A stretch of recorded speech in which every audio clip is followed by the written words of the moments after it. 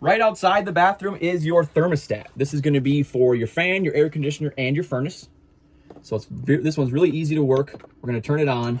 And then we have different modes here. So I'm just going to mode here. So right now it's on furnace mode. And then I can adjust my temperature up and down however I want it. Your furnace runs on propane only. So just make sure we have good full propane tanks. And then the furnace actually comes out right underneath the refrigerator here. And it's going to heat the camper up nice and easy.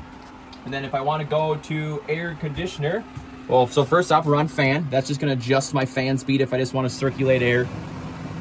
And then next mode is actually air conditioner. And again, I can adjust the temperature up and down.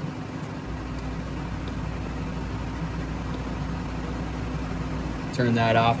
When we have the air conditioner on,